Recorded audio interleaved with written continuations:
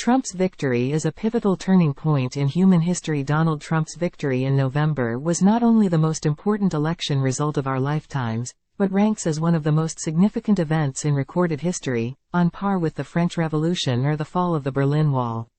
And I'll tell you why. Western society is super saturated with leftist propaganda. Politically astute non-leftists see it everywhere and complain about it incessantly, because it is ubiquitous.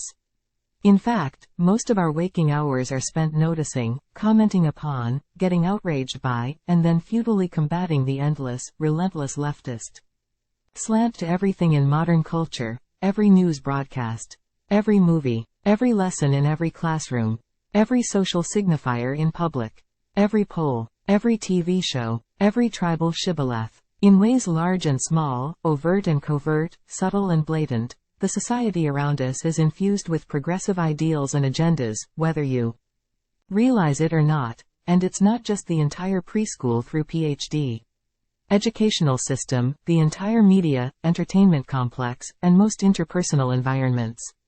Increasingly, and under Obama especially, the federal government itself has become an inescapable agent of coercive progressive propaganda imposed on us with the full force of the state.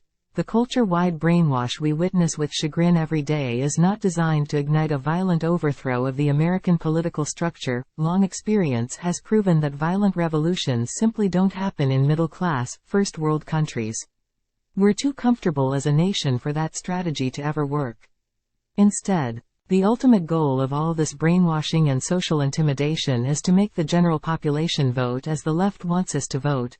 Many of the progressives fighting, and seemingly winning, the culture wars, may not even realize the ultimate purpose of their activism. Most naively think that the goal of altering America's social mores is merely to alter America's social mores, and nothing beyond that. What other objective could there be? The answer, of course, is obvious: political change.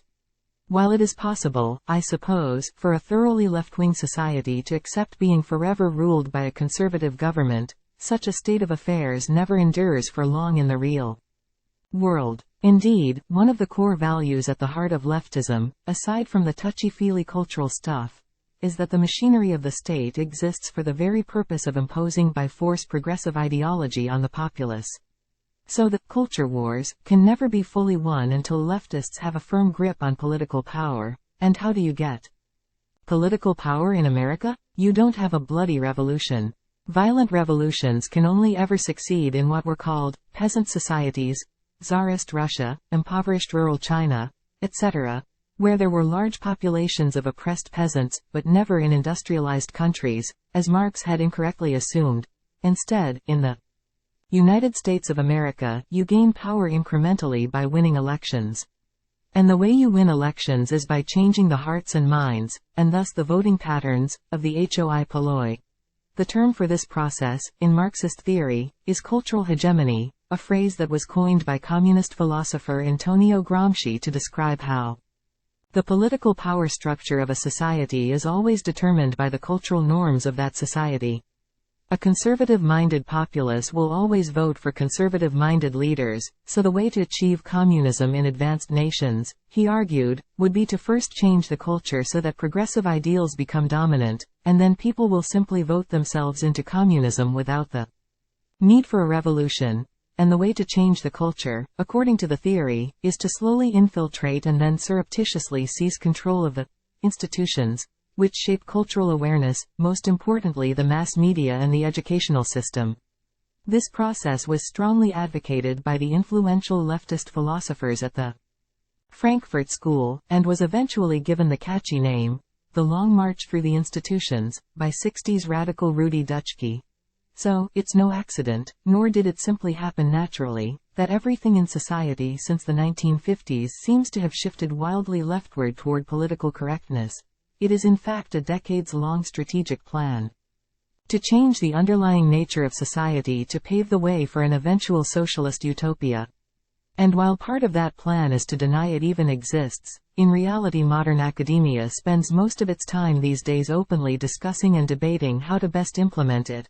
The point behind Gramscianism and stealth communism, as I call it, is that The revolution in the United States should not and cannot be a violent revolution, but instead a quiet revolution in which the populace imposes communism on itself willingly, what Bernie Sanders correctly dubs democratic socialism, that is to say, by electing socialist leaders democratically. Which brings us to the main point. The entire purpose of 60 years of slanted media and slanted news and slanted education and social pressure and brainwashing and deception and indoctrination, all of it, everything we complain about every day, all day, for years and years and years, the purpose of all this is to get people to vote for the most left-wing candidate in each presidential election. The goal is to bring about a self-imposed silent revolution in America, a democratically elected socialist government voted in by low-information rubes unaware of what they're doing, and it has looked ever since Obama's ascendancy in 2008 that this long-term strategy had reached a tipping point of success from which there was no return. No conservative could ever win another presidential election. With each passing year, the population was getting younger, more radical, more brainwashed, etc. Midterm, off-year elections are a somewhat different story, as regional conservative outposts could still elect local representatives, but on a national scale, they were greatly outnumbered by burgeoning young generations of leftists. Time equals 400 ms. Greater than the results of these decades of indoctrination was plainly visible in the college students of today, who are also left-wing by default that they consider standard Marxism too old-fashioned and conservative. Taking this into consideration, and remembering that the adults of today were the radical students of the recent past, it had seemed that these decades of indoctrination had been resoundingly successful, and that the U.S. electorate had swung wildly to the left, never to swing back, just as the Gramscian brainwashers had been planning and implementing for the last 50 or more years. Not only did the indoctrination fail, but the general impression that the relentless indoctrination had always been successful was itself a gigantic meta-deception. All the chatter and statistics and talk show experts proclaiming that America had forever swung democratic? All lies. All the slanted polls, which were intended to convince everyone that Hillary was inevitable? All lies. The derision of Trump as a ludicrous fringe candidate and his supporters as wild-eyed extremists? All lies. And it's not just that they were all lies, they were lies that had no effect. Somehow, without anyone noticing, a majority of the American populace had evolved a new immunity to progressive disinformation.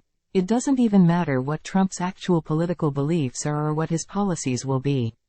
All that matters is that he was the media's designated enemy and yet he won.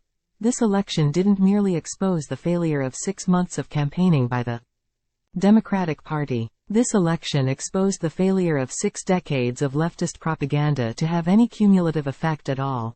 And the earthquake extends deep into the future as well.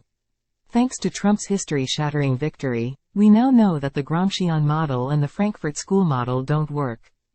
Time equals 400 ms. Greater than every single thing the left has done since the 1950s has been catastrophically wrong-headed and misconceived. It has all backfired. Which means that going into the future, when they will, as they surely will, continue their failed strategy on autopilot, it will all be for naught. Why? Because these techniques only work if the victims don't know they're being propagandized. Yet the public in recent years has become much more sophisticated. Now we do know, and we can never unknow once our eyes have been opened. The left has to now go back to the drawing board and come up with an entirely new playbook. And once they do, it will surely take decades to implement. Time equals 400 ms. Greater than, but the best part? The left doesn't understand any of this, and they won't reformulate their playbook. They will stick to the same failed script, as we have already seen just in the last few weeks since the election. Years from now, and likely even decades from now, the left will still be trying their stealth, and not so stealth, propaganda, indoctrination, bullying efforts, and they will continue to fail. That's why Trump's victory is so historically significant. It is a major paradigm shift in the arc of history that completely destroys the leftists' long-term game plan, past, present and future. To such an extent that now we're playing an entirely new game with entirely new rules. But the left refuses to acknowledge this, and they will continue to play the old game. So they will lose, and lose, and lose, and lose, over and over and over again until they too see the futility of the entire leftist worldview.